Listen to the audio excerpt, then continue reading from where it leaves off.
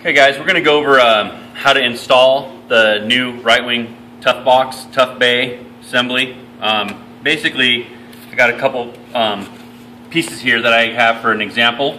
What you're going to want to do is this line here, you're going to want to cut directly on this line all the way out the nose. You're going to want to cut the square tab out, and you're going to want to cut it straight down. Basically what you end up doing is you end up taking up about this much room out of this box that's currently in the front of the airplane. And what this does is it allows you to put the Tough Bay in here, and the Tough Bay's design was to give us the most amount of room that we could possibly get out of the front of this airplane and add this strength all in at once.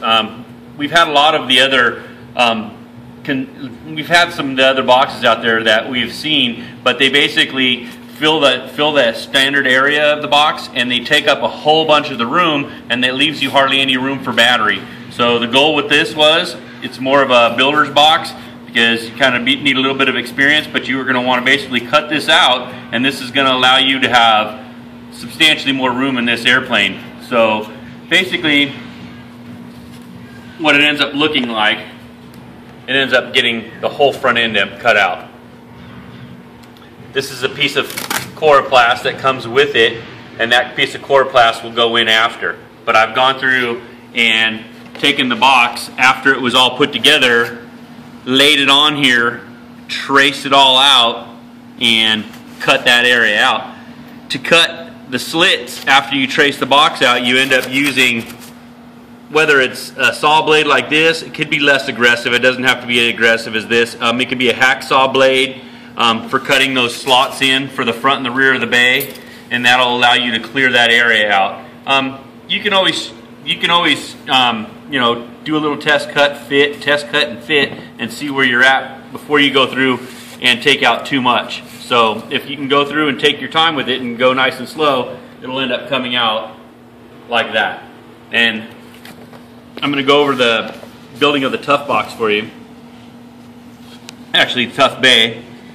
I have these two nubs that come with this kit, and what I've done is I put those nubs in there because the camera box itself, which I have here, the camera box itself, you can see where I put the foam, and I have the screws that go directly through it, and then they end up mounting right to this box when you screw it in, and then it compresses the foam down, and it's dampening the vibration to the camera. It's going to help dampen it a little bit. That's what the goal of the foam pads are. But to put these in here, I have a shop press. If you guys have a vise at home, or even a pair of vice grips with a wide mouth, would get these in. But basically what I've done, I set those on there, and I press those directly into that piece of G10 just by pressing them down in. Once you press them in, you could put a bead of CA glue around the edges of that to hold it in a little bit better, or even a little bit of goop. But now we'll go through the assembly of this box.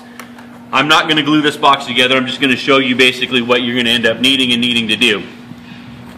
Fit this box together like a puzzle. It's pretty self-explanatory. Everything's keyed. One thing you might do is when you first get the box is go through with a sandpaper or a little file and take off any of the nubs. If you find that you know, some of them are protruding a little bit in the way, it's just good to remove them. If you are doing a ruby or something on the inside of your bay, you can clip these out. You can make a trace point by you know, pre-fitting it in the bay and setting it in there and cutting those areas out to fit the ruby. We left that area open and modifiable in case you want to end up doing it. Basically, that would allow you to cut any of this area out to put that electronics on either side.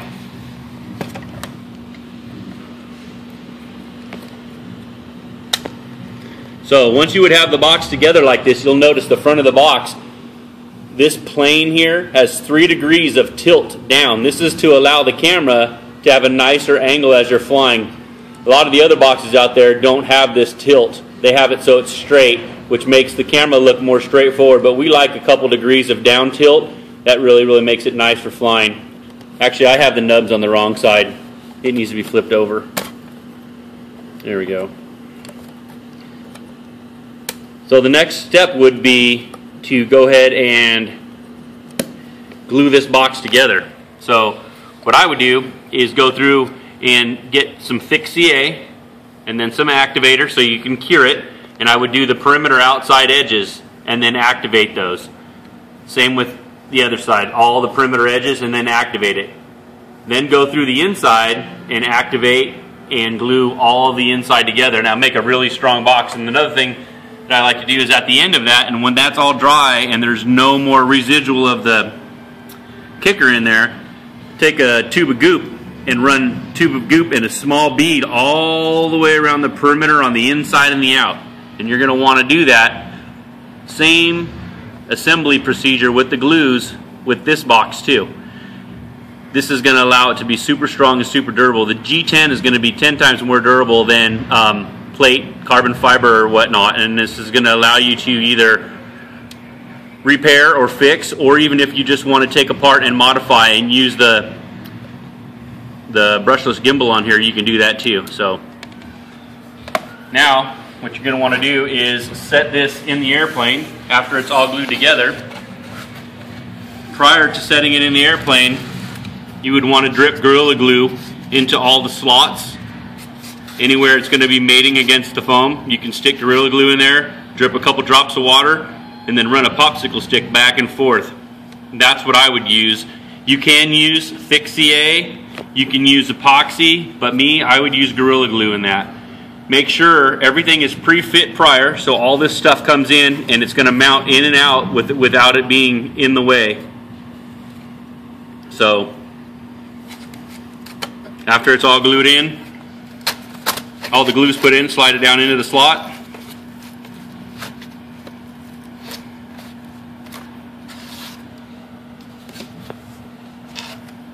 You can have this all pre-cut. I'm running this about 2 millimeters to the bottom of the airplane so the piece of plastic can go in there